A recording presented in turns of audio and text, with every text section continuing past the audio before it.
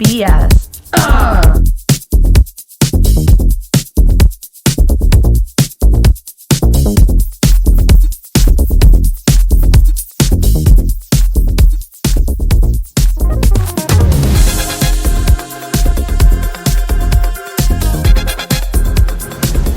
Hey guys, welcome back to Cut the B.S Podcast with SJS. Unfortunately, we're missing our J today, but that's okay. We're going to keep rolling. Today, we are at the Manic Maker in Fort Erie on Jarvis Street. Thank you so much, Dana, for having us. Thank you. We're very excited. We love coming here and buying some sweet candy and all that stuff. So we're very excited and we're very fortunate to be here and you have us filmed in your business. So we're very excited. So thank you so much for that. So we kind of want to just start off by talking about how the Manic Maker started.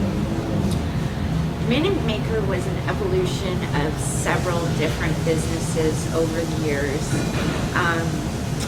We lost my son in 2017, and after a couple of years off and moving to Fort Erie, things just kind of happened. We did a fundraiser for Ronald McDonald's House in Tanner's honor, and then that grew into making jewelry and different home decor items out of resin. And then I was gifted a freeze dryer, and then everything just kind of tumbled like dominoes from there. So once we had the freeze dryer in the small shop, we ended up needing more space and moved down here, thinking it was still going to be a candy shop, which you said you'd been to. So it was just, we thought we would have coffee on the side, but still be a freeze-dried company, and it just snowballed. So now the freeze-dried is actually like a side hustle to the cafe side of things. Really? Yeah. That's And the name really just funny. kind of stayed, the logo stayed, and we just kind of rolled everything into each other. Yeah, that's amazing. I mean, like, it's cool that you started with the candy, and people still, I'm sure, come in for the candy They do. sometimes. Yes, they do. But also that you guys have grown so much to be able to have like your own cafe, and like, what are some things that you guys have that you sell like in the cafe? Well, when we started the cafe, we just had regular coffee, espresso, and donuts. And then after a few weeks of being opened, we brought bagels in from the bagel oven. And we try, when we're bringing something in, to choose a local business that we can source from, so that we're supporting other local businesses in Niagara. So we have our bagels from the bagel oven. Our donuts are from what used to be Homestead, but it's now Donut Depot, but the same people. And we've added in soups, sandwiches. So we have 2 soups daily. We have sandwiches, all the bagels with a whole bunch of different hand-whipped cream cheeses and that kind of thing. And then we have soft pretzels, we have French toast sticks, we have, like, there's a lot on the menu that people don't realize until they look, because things change every time you come in. Like, absolutely. Within days we have different things, and I'm not great at putting it out there. Like, I'm not good at the announcing part of it. I'm good at the planning part of it. I'm not good at the announcing part of it. So people just come in and are like, oh my God, I had no idea you had that. It's like, but I did last week. So No, absolutely. I mean, I am a big fan of the bagels here. I love, and the cream cheese. But also, you said that you have the soft pretzels. And if anyone knows me, they know I'm like the biggest pretzel fan. And they're huge. I love pretzels, so we're definitely gonna have to come back and try some of those pretzels, and maybe film it a little bit. Yeah. Make some for the Cut the BS. But yeah, so that's super cool. And then, so a question that I have, I think we kind of talked a little bit about how do you make your freeze-dried candy? It's a whole process that requires an actual freeze dryer. Like, I know I've seen a lot of like TikTok videos and stuff where people, put their Skittles in the freezer and then put them in a sock and put them in the dryer. It doesn't work that way. It's an actual technical machine. That's it's computerized and tedious, and like I said, we'll bring you down and show you pictures of the machines, because we have 2. We have the one we started with was a large freeze dryer, and then we upgraded to an extra large. So there's like 3 times the capacity in the extra large. They're huge. They're like the size of a household dryer, and basically all we do is Well, I shouldn't say that because you have to really learn the machine. In the first year or so, there's a lot of blown up candy. There's a lot of crumbs. There's a lot of like just things that you can't possibly sell. There's a lot of waste. But once you learn your machine and how many hours things take and how much heat and all that kind of thing, basically what it does is it heats the things up, and then it removes, a pump comes on and removes all the moisture and oxygen, and that's where you get the actually dried, is to the point that like the fruit has got like a shelf life of like 5 years. You know, and it rehydrates. Like you can put it in yogurt or ice cream, or Really? we've even put I don't think I have any right now, but the Werther's, we have like Werther's caramels that we put coffee. We drop them in like a flavor bomb. So when you get your coffee, it's got the Werther's flavor to it. So there's a lot of really cool things you can do with it beyond just candy. But Oh my the gosh. candy's cool. I have a question. How long does your candy have, like the frozen candy, how long does it have to freeze for? It doesn't actually freeze, but the process takes anywhere from 6 hours for Skittles to up to 60 or 70 hours for different kinds of fruit and ice cream. Ice cream is very long. You make ice cream? We do freeze-dried ice cream, yes. I noticed a freeze-dried like ice cream sandwich. That must be cool. I'm an ice cream lover. I love ice cream, so I have to try that. Yeah, I mean, What's your favorite candy? My favorite freeze-dried is the Ritz clusters. They have so many different things going on texturally, yeah, and the flavor is just, it's my favorite, yeah. my go-to. We were just at a market, and I bought like a bag that had like a mixture in it, and one of them was the nerd clusters, and I was like, Oh no. and so then I tried it, and it's just like the texture and like the taste and everything. It's like so much is going on. You're like, oh my god, Yeah, they're it's crazy. Yeah, And the Jello is very crystally and crunchy, and it's got that classic Jello flavor, but it's like amplified. really. Yeah. I've never tried the Jello. That's I have interesting. another question. How long have you been freeze drying candy? Almost 3 years. Just about 3 years. Yeah.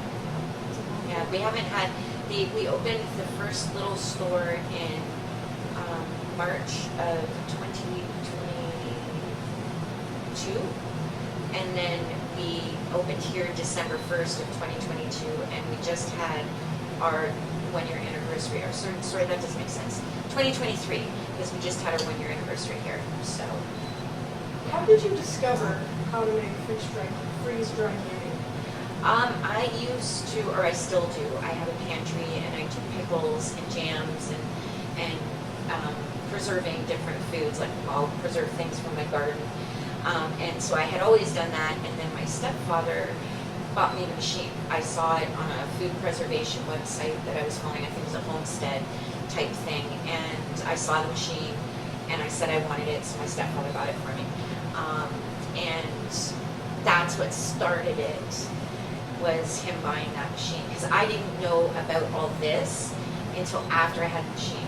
He got me the machine. I was like, okay, now what can I do with it? YouTube. And I went on YouTube and, watched different videos, and that's when we found out about the candy, and once we found out about the candy, nothing proper ever went in the machines again. Wow. It changed your life for the better. It did.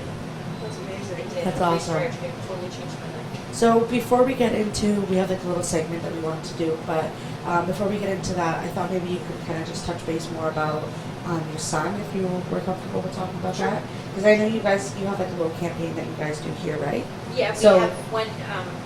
We're not doing it anymore for Ronald McDonald's House, but we do regularly donate Okay. ourselves. It's just the process of the fundraiser I used to do was very time consuming, and I can't do it anymore. But Tanner was born with muscular dystrophy, Duchenne muscular dystrophy. So by the time he was 2, he was already in a wheelchair. And the disease just basically takes your muscles, largest, smallest, until there's no muscles left. So we had him till he was almost 21. So it was pretty good, because they usually say early teens to mid-20s. So he was with us until just before he turned 21. And yeah, he was the catalyst for starting the frogs. He had a frog that went everywhere with him, and every hospital stay, every X-ray, everything that he got, the frog went with him. So I have at the 5-year, I got a frog tattoo and his initials because this was our thing. He would hold my hand and just rub because that's basically the muscles he had left in his hand. So, but yeah, so that was in 2017. And we had already been in the process of looking for a new home, and so we just went ahead. And so he passed in January. We moved in October. We moved in October to Fort Erie, and that's what kind of started it all. Jarvis was part of the catalyst because I love the small town, downtown, and it was a sad state at the time. So, yeah, that was, if I was going to have a business, it was going to be on Jarvis. That's awesome. So he just kind of sparked us, and then everything moved from there. But it all surrounded Jarvis. Yeah. So basically, like everything happened for a reason, It right? does. So I mean, that's incredible that everything worked out for you guys, and I know that your son's probably really proud of you, and so it's awesome to see that, and we love supporting businesses that want to, like your goal was to make Jarvis have a little bit more spark, Yeah. right? And it has grown so much. And So still it's growing. so amazing. So yeah. So and then Manic Maker has played a huge role in that. So I agree. So, We yeah. promised candy.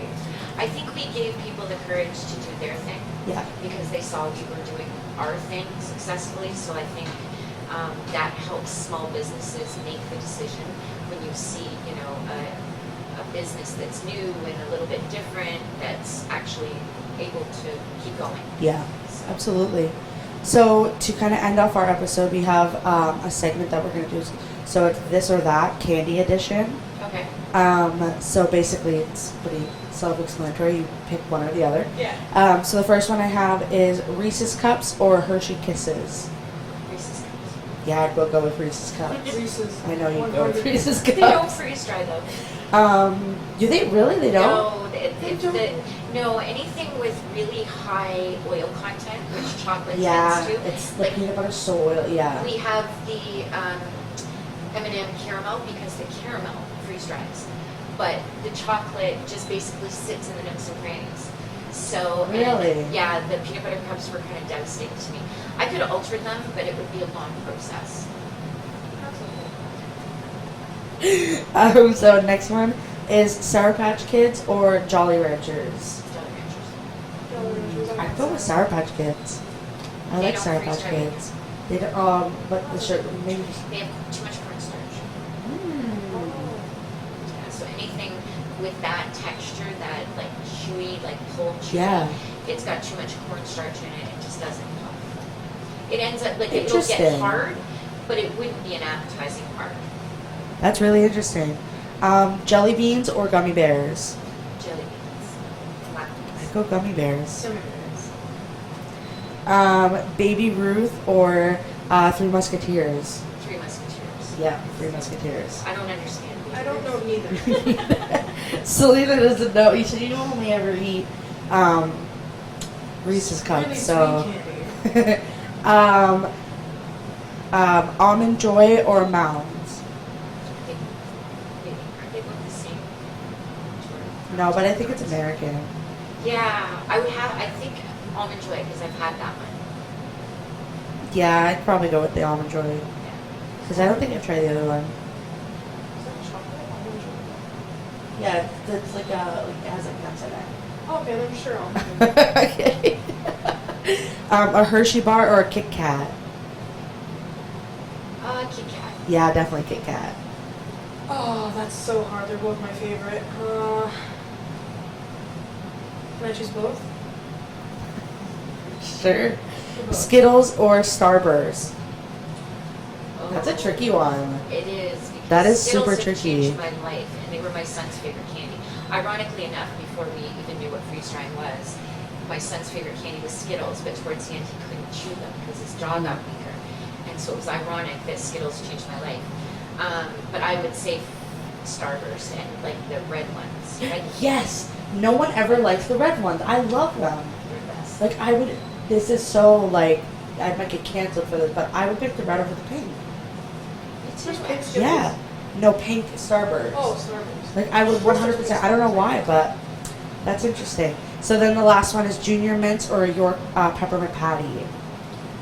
Oh, York peppermint. Yeah, me too. I don't know. Junior mints are good, but they're You know those like little like chocolate mint patties?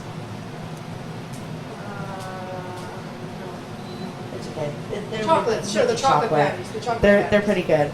But that's pretty much it for our little candy segment. But we wanted to say again, thank you so much for letting us come and joining us and opening up about your business and your story about your son and everything. It's been amazing being here and getting to know the Manic Maker more and you as well. So thank you again so much for having us. thank you. Thanks. Thank you so much for watching this week's episode. We hope you enjoyed, and you better be coming to the Manic Maker to fill that sweet tooth that you have. I know I will. Don't forget to like and subscribe, and see you guys next week.